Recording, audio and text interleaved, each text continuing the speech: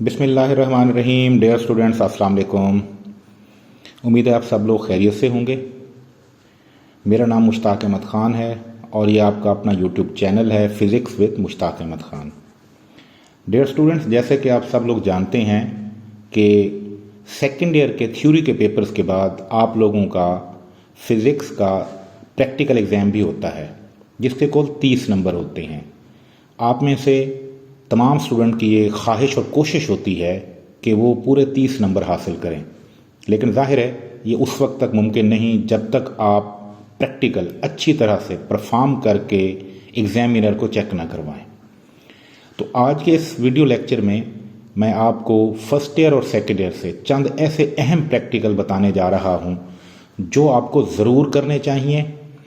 वो प्रैक्टिकल हर पेपर हर ग्रुप में आते हैं। अगर आप इन प्रैक्टिकल को अच्छी तरह से कर लें, इनकी प्रैक्टिस कर लें, तो जब आप एग्ज़ाम में जाएंगे तो वो प्रैक्टिकल एग्ज़ाम में आए होते हैं। आप अच्छी तरह से उन्हें परफॉर्म करके एग्जामिनर को चेक करा सकते हैं और पूरे 30 नंबर हासिल कर सकते हैं। तो आइए देखते हैं वो कौन से प्रैक्टिकल हैं। सबसे पहले हम फर्स्ट ईयर के प्रैक्टिकल देख लेते हैं कि कौन से अहम प्रैक्टिकल हैं। सबसे पहला practical number 1, to find the volume of a given solid cylinder using vernier caliper. Vernier caliper आपको दिया जाएगा, एक साथ में एक सॉलिड सिलेंडर दिया जाएगा। आपने वर्नियर कैलिपर की मदद से इस सॉलिड सिलेंडर का वॉल्यूम फाइंड आउट करना है। ये प्रैक्टिकल बहुत आसान है। आप अगर वर्नियर कैलिपर का यूज़ सीख लें, अगर आपको इसका यूज़ आता हो, तो ज़्यादा से ज़्यादा 10 से 15 मिनट में आप तमाम रीडिंग्स और कैलकुलेशंस कंप्लीट कर लेंगे। Practical number 2, to find the diameter of the given wire by using screw gauge and calculate its area of cross section. ये इसका पहला पार्ट है जिसमें आपको एक वायर दी जाती है। आपने स्क्रू गेज यूज करते हुए उस वायर का पहले डायमीटर फिर रेडियस फाइंड करना है और अल्टीमेटली आपने वायर का area of cross section find करना है। इसका जो सेकंड पार्ट है, to find the volume of a small sphere using screw gauge. Screw gauge use करते हुए आपने एक छोटे से सफेयर जो है पहले उसका डायमीटर फिर रेडियस फाइंड करना है और अल्टीमेटली आपने उसका वॉल्यूम फाइंड करना है। इन दोनों में से कोई एक पार्ट आता है, दोनों पार्ट इकट्ठे नहीं आते हैं। स्क्रू गेज जो है वो बहुत ही आसान प्रैक्टिकल है। वर्नियर कैलिपर की तरह स्क्रू गेज से जब आप वायर का एरिया ऑफ क्रॉस सेक्शन या सफेयर का वॉल्यूम कैलकुलेट करते हैं तो रीडिंग्स लेने, कैलकुलेशंस करने में ज़्यादा से ज़्यादा आपको 15 मिनट लगेंगे, क्योंकि इसका इस्तेमाल बहुत आसान है और इससे रीडिंग लेना भी बहुत ईजी है। तो ये दूसरा प्रैक्टिकल है जो आपको ज़रूर करना चाहिए। Practical number 3, to find the speed of sound in air using resonance tube apparatus by end correction method. इस प्रैक्टिकल में आपने स्पीड ऑफ साउंड फाइंड करनी है एयर में। इसके लिए आप रेजोनेंस ट्यूब ऑपरेटर्स यूज करेंगे और एंड करेक्शन मेथड का इस्तेमाल करेंगे। ये हमारे पास रेजोनेंस ट्यूब ऑपरेटर्स है।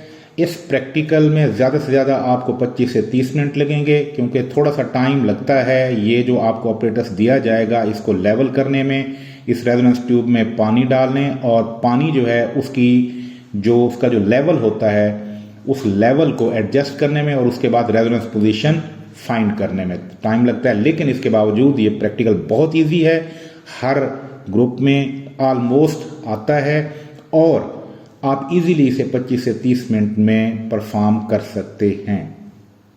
Practical number 4, to find the focal length of a convex lens by displacement method. Displacement method use करते हुए आपने कन्वेक्स लेंस की फोकल लेंथ फाइंड करनी होती है। तो ये प्रैक्टिकल भी बहुत ईजी है। 3 रीडिंग इसमें लेनी होती हैं और ये भी आप ज़्यादा से ज़्यादा 20 से 25 मिनट में कंप्लीट कर सकते हैं। Practical number 5, to find the critical angle for glass using a glass prism and calculate the refractive index of the glass. इसमें आपको एक ग्लास प्रिज्म दिया जाएगा। आपने ग्लास प्रिज्म को यूज करते हुए क्रिटिकल एंगल फाइंड करना है फर्स्ट ऑफ ऑल, और फिर आपने उस क्रिटिकल एंगल से गिलास का रिफ्रैक्टिव इंडेक्स फाइंड आउट करना है। यह प्रैक्टिकल भी बहुत इजी है। इसमें भी 25 से 30 मिनट ज़्यादा से ज़्यादा लगेंगे। उसकी वजह यह है कि आपको सबसे पहले ये जो गिलास प्रिज्म है इसको एडजस्ट करने उसके बाद जो पिन्स आप लगाते हैं, पिन्स लगाने में, और इसका स्केच एक वाइट पेपर के ऊपर बनाया जाता है, वो बनाने में आपको थोड़ा सा टाइम रिक्वायर होता है। उसके बाद फिर आपने क्रिटिकल एंगल फाइंड करना होता है, इसकी भी आपने 3 रीडिंग लेनी होती हैं, लेकिन ओवरऑल ज़्यादा से ज़्यादा इसके ऊपर 25 से 30 मिनट लगेंगे, लेकिन ये एक्चुअली बहुत आसान प्रैक्टिकल है। तो अब इसके बाद हम चलते हैं और देखते हैं कि सेकेंड ईयर में से कौन कौन से अहम प्रैक्टिकल्स आपको करने चाहिए, जो हर जो पेपर होता है या ग्रुप होता है उसमें से इनमें से कोई ना कोई एक ज़रूर आया होता है। तो सबसे पहला practical number 1, to determine the resistance of a given wire by slide wire bridge. ये स्लाइड वायर ब्रिज ऑपरेटर्स आपको दिया जाएगा, आपने इसे यूज़ करते हुए एक वायर आपको दी जाएगी और उस वायर की आपने रेजिस्टेंस फाइंड आउट करनी होगी। ये प्रैक्टिकल भी बहुत ईजी है, अगर आप इसकी प्रैक्टिस कर लें, आपको सर्किट लगाना आ जाए, क्योंकि सर्किट लगाना जो है वो उसकी प्रैक्टिस आपको ज़रूर करनी होगी, वो थोड़ा आपके लिए प्रॉब्लम हो सकता है, लेकिन जब आप प्रैक्टिस करेंगे तो ईजिली आप ये सर्किट कनेक्ट कर लेंगे। उसके बाद आप ज़्यादा से ज़्यादा 10 मिनट में या 15 मिनट में 3 रीडिंग्स कंप्लीट कर लेंगे, कैलकुलेशन भी कंप्लीट हो जाएंगे। तो ये प्रैक्टिकल भी बहुत आसान है। Practical number 2, to determine the resistance of galvanometer by half deflection method. Half deflection method के थ्रू हमने गैल्वानोमीटर की रेजिस्टेंस फाइंड करनी है। ये इसका सर्किट आपको नज़र आ रहा है, बहुत आसान सर्किट है।